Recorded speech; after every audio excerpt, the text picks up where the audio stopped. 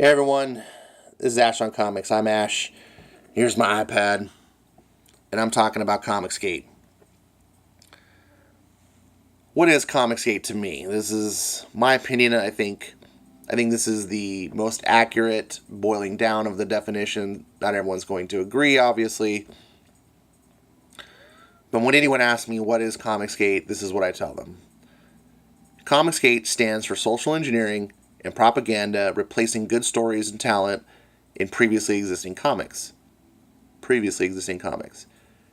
It's also against pros acting unprofessionally, showing contempt and hate for fans. If you want to boil down Comicsgate, this is what it is. There's other things that people attach to it and things that they want to see, and it's kind of grown. But this is at its heart what it is. And I can say this because this is what it was formed around when comics pros labeled us Comicsgate. Okay? A lot of people don't remember this. We are Comicsgate not because we decided to give ourselves that name and form a group. We're not. We're fans that were against these two things. We were fans that were speaking out against one or both of these items. And pros turned around and said, you're just a bunch of comics. They called us Comicsgate, obviously hearkening back to Gamergate as some sort of slur. It's not just a slur, though. It's a way of collectivizing. See, SJWs don't understand individuality. They are collectivists, and they don't understand that we can think for ourselves and think differently. So we don't think like them. So they have to create a new bucket and throw us into that bucket. And then, once we're in that bucket, they can demonize us. This is the exact same thing they do with the term Nazi. Right? They call you a Nazi, and now you're fair game. They can say whatever they want because you're the scum of the earth. So any behavior that's normally abhorrent is given free rein because, you're talking to a Nazi. Oh, well, okay, proceed. Do whatever you want. This is why they call us Comicsgate. It's a demonization process. It's dehumanization. It's terrible. It's sick. So, Ash, why are you talking about this? Okay, well, so this is a prelude. The real reason I'm talking is about this guy here, Daniel. He made a post yesterday. I don't know who Daniel is. It's got a cool little header picture. I like that. He's an artist of all sorts. Boston born and bred. When I die, will be Boston dead. I make sculptures, drawing, painting, fishing lures. Okay, cool. Doesn't specifically mention comics, but since he's got a strong opinion about Comicsgate, I'm going to presume he is a comics aficionado. Alright, so he wrote this long lengthy Twitter, and I kind of liked some of the sentiment that he had, and I thought, this is an important discussion. I think this is something that needs to be talked about again, just be on people's minds. Because over time, things get obscured, and definitions get lost, and everything. So, he writes, Comicsgate is dead. Why? Well, the initial reason was to save the dumpster fire at Marvel as they ruined long-loved characters and the nonsensical DC reboot of, everything. Please read this thread and add anything you may like. Comicsgate is now dead because we cannot save the Marvel treatment of characters. It's a complete loss. Only going to get worse as the beloved characters will become SJW vomit. Sad. Glad I lived through the greatest years of Marvel, the 80s till about 1999. Next. Alright. I kind of agree with the sentiment. This is my favorite time of Marvel too. I would say kind of the late 80s and the early 90s. To be more specific, I kind of also want to point out here, he's using Twitter speak in a way, like it's, abbreviated sentences and so forth. So, this just kind of came to my mind because I watch the far left always constantly trying to mock Trump for his tweets because, you only have 280 characters, so you have to kind of say things like just sad, That seems like a Trumpism to me a little bit. But you can't be eloquent in a 280 character tweet. So I try to be forgiving. Like, if anyone's going to bring this up, I just wanted to curb it ahead of time. It's like, don't do that. That's just stupid. Looks like DC is following Marvel's business plan of how to fuck up a great thing. Really, they hit a home run with Bendis, the fuel for the dumpster fire to be. Then the Vertigo imprint is the lit torch they toss into said dumpster.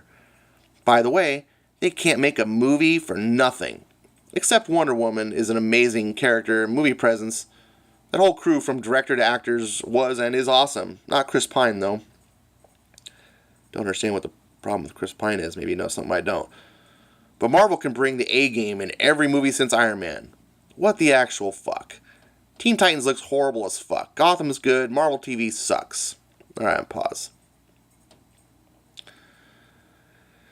DC's following Marvel's plan of how to fuck up a great thing. I don't agree. Okay? And this is kind of where this, to me, is Chicken Little speak. If you don't get that reference, Chicken Little, the sky is falling, and he was, telling everyone, we saw what Marvel did.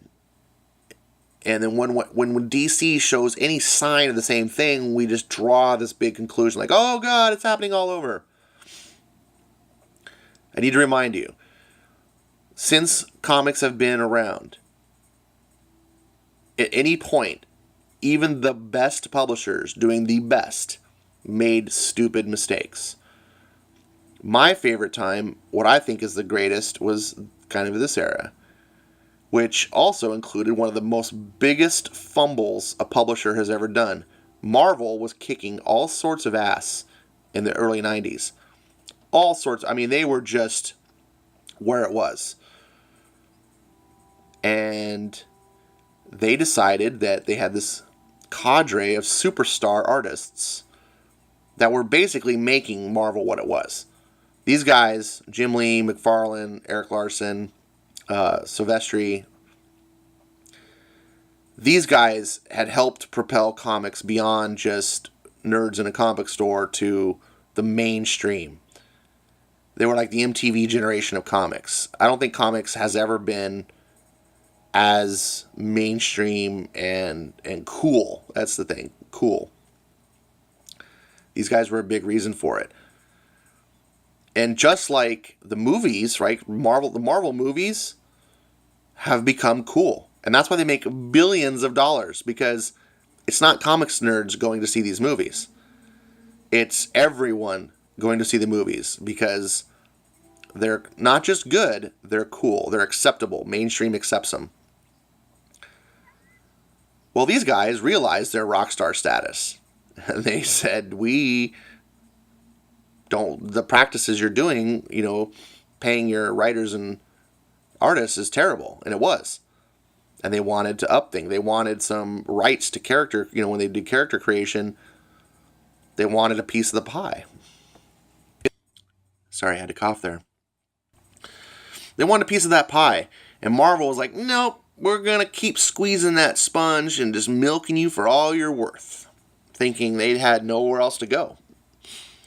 Marvel, in its arrogance, thought they were the big dogs and there was no... Where are you going to go? DC? No, of course you're not going to go to DC. DC was way second fiddle back then. Like, it was Marvel or nowhere.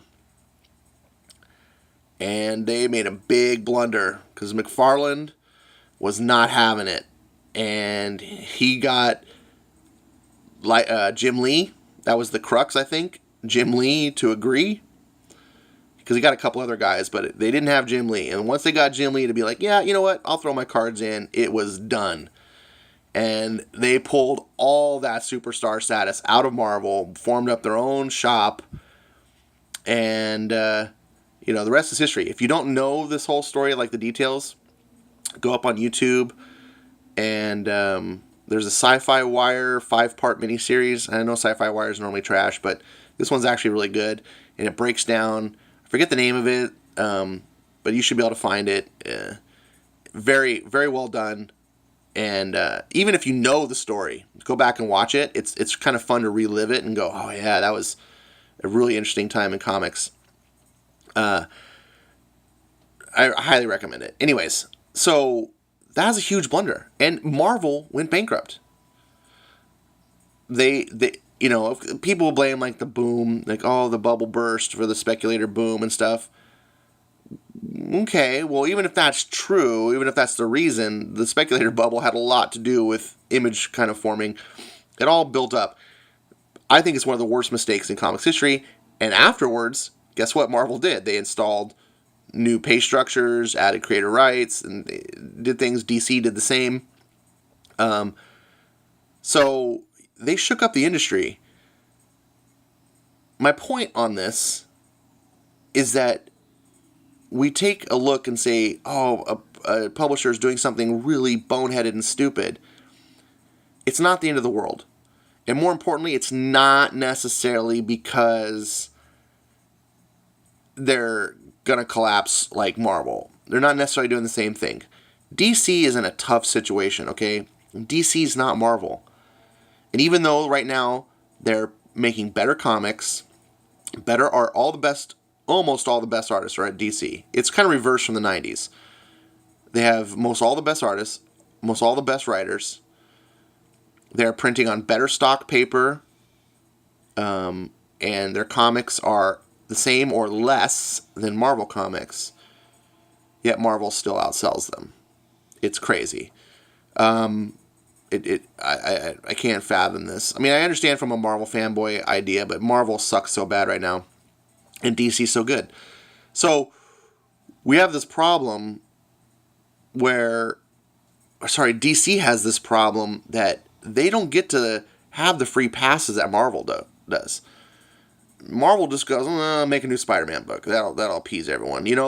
Because in Marvel, it's just the characters. People love these characters, and they just dump shit out there.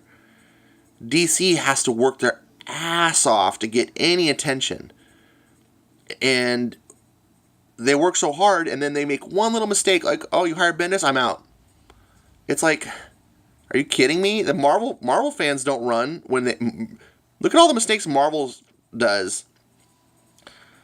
I mean, Marvel could literally come to your house, or not your house per se, because you're probably a Comicsgater, but come to one of their fans' house, slap their mom, spit in your face, and walk away, and fans will be like, oh, shit. Oh, God, that was horrible. What, there's new X-Men? Uncanny X-Men's back? Yeah! It's just unbelievable. DC does not have the same advantages. If you want to put in SJW terms, they're not privileged. Marvel has comic privilege. So, I try to be forgiving of DC. I also like some of the things they're doing. They talk about, what was it? They're talking about Vertigo. Vertigo imprint is a torch lit. No, you're looking at it all wrong. See, Marvel puts their SJWs right on their mainstream. Captain America's SJWs, Thor's SJWs, Spider-Man, all their big guys. We're going to turn Thor into a woman. We're going to make Wolverine into two women. We're going to put Cap as a Nazi. All this stuff is right in their main thing. DC is sweeping their SJWs off to the side and saying, you know what, here's a sandbox over here, and you can make your little SJW comics over here, and we'll keep our comics over here where you won't infect them. That's great. You should be supporting this. I don't know why people are like, screw. Maybe you were a Vertigo fan of old. In that sense, I can kind of understand, but here's the problem. That Vertigo's gone. It's not like we got Preacher and Sandman and those books of the old are still around, and then the SJWs are coming in and affecting that. No, that's gone. So I look at this Vertigo as they could have just called this whatever. Anyways, that's where I come from. Give DC a chance. It's important as well because we need DC.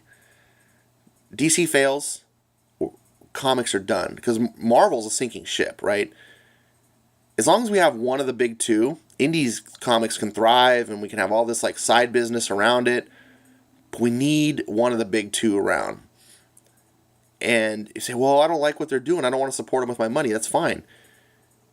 But I bet you there's something that they are doing that you like. And that's the important thing. You hate what they're doing with Wonder Woman and Aquaman by putting two SJW writers on there? 100% support you. I'm not giving them a dime for those comics.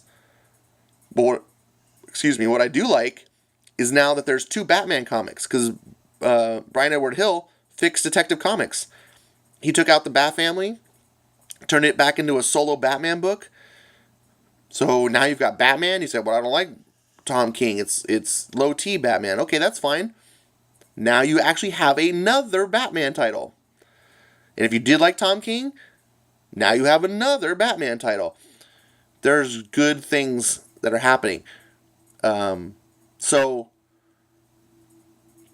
look at the good as well as the bad. Support the good, not the bad. If Wonder Woman and Aquaman both sell 10,000 copies apiece, and Detective Comics sells 100,000 copies, DC will get the memo. Trust me. All right. Now, as far as movies and stuff, this is irrelevant.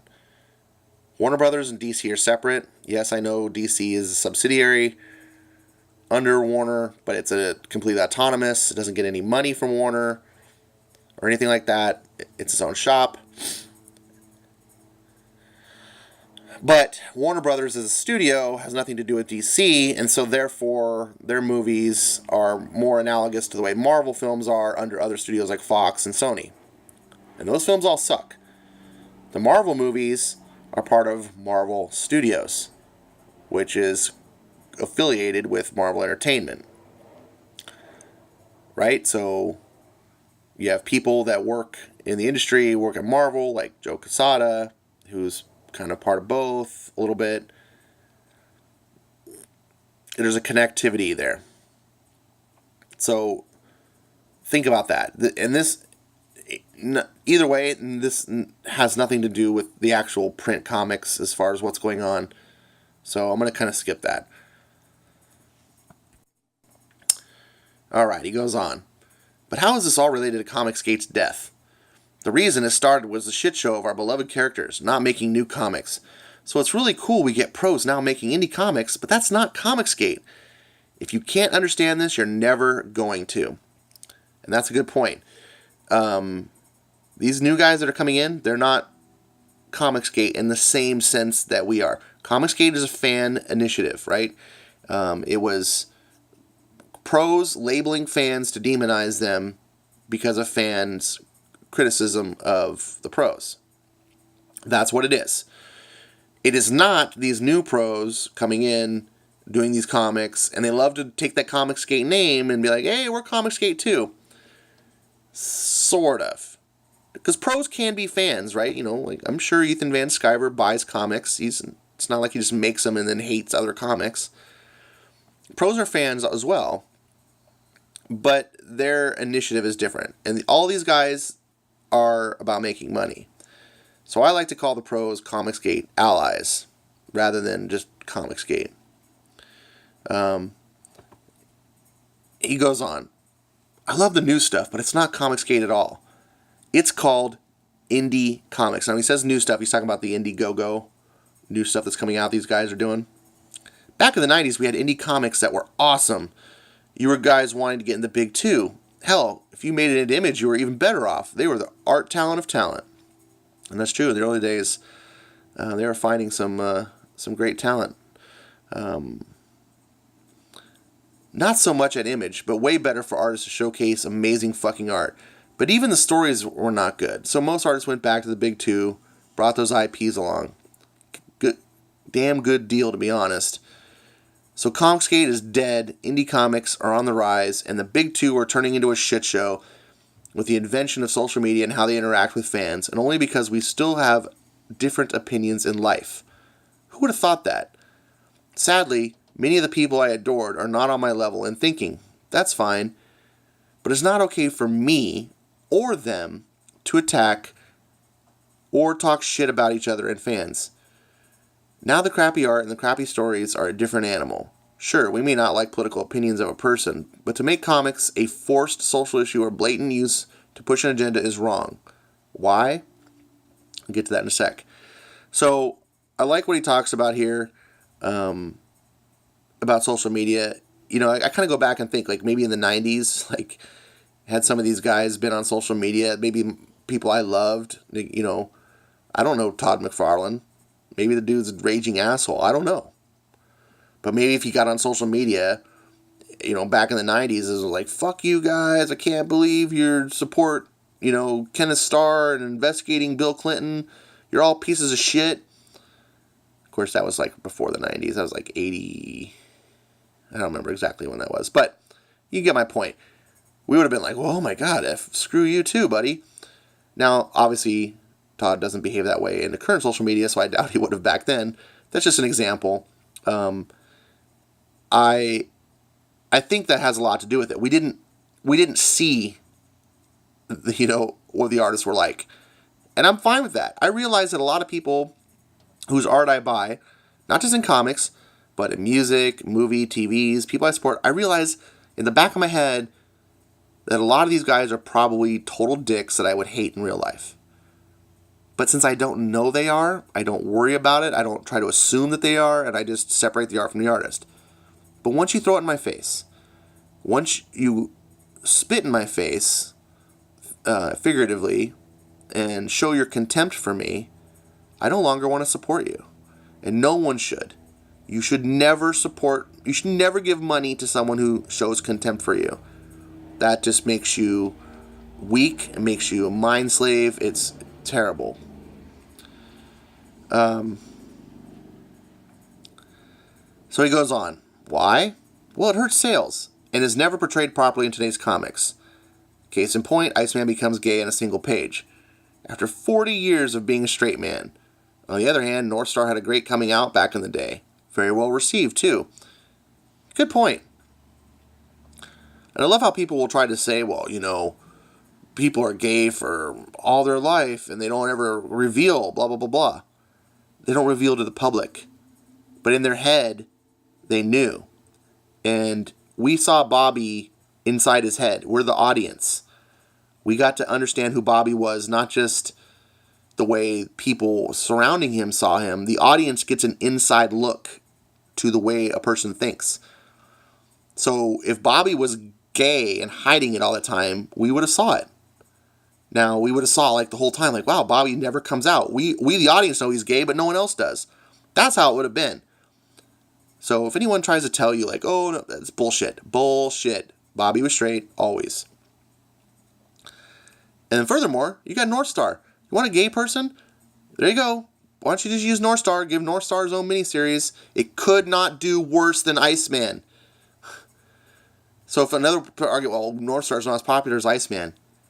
Dude, have you seen the sales of Iceman? North Star would probably sell better. Then there's Carol Manvers, Squirrel Girl, Spidey being a male feminist, America Chavez, the all-new West Coast Vendors, and so much more. Disney trying to stop the shit show from going full diarrhea, outsourcing to wait for it, IDW. And that's true. Just on the shelf this week, I was looking and I saw, oh man, look, there's Marvel Star Wars right next to IDW Star Wars. And I understand that Spider-Man, it's either out or it's coming out, that the IDW has a Spider-Man title. It's the downfall of Marvel. What the actual fuck? Where? Well, they really don't have many options on this. So I'm not saying that I'm not thrilled by the new indie comics movement. I'm assuming he means Indiegogo. But I am saying it's not Comicsgate in any way, shape, or form. And that's a good point. That's the thing that hammered to me. These guys are friends to Comicsgate. They're allies to Comicsgate.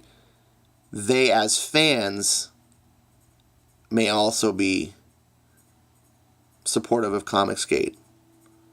But they do not represent Comicsgate. That is not what Comicsgate is not about this. And I think that's a big thing that Daniel's trying to hammer home here, is that Comicsgate at least I'm going to say it from Daniel's not saying this, but Comicsgate is what I said at the beginning of this video, those two things. We as fans were labeled this to be dehumanized because we cared about these two specific things. And we're fighting back against it. We've embraced that term, and we're saying, you know what? We're not standing for this. We're not standing for being dehumanized. That's what Comicsgate is. Comicsgate is not about, well, hey, we'll go make our own comics. That is not Comicsgate. That is friendly to Comicsgate. That is beneficial to Comicsgate. And that's not, that may very much be a good thing. But it's not Comicsgate. And I think Daniel is trying to hammer home on that to remind people, okay, cool, let's remember this. Let's not let the message get mixed up and distorted throughout history. Let's stay on target. I hope I'm right, Daniel. You can correct me if I'm wrong. I don't want to speak for you. But that's where I'm coming from. If you think Ethan Van Sciver, hold on, I stopped at Today Perform. Those still waving Comicsgate as if Diversity in Comics is Comicsgate never really understood what Comicsgate is ever really about. Slightly disagree with Daniel here. Diversity in Comics has pulled away some because he is producing some books now.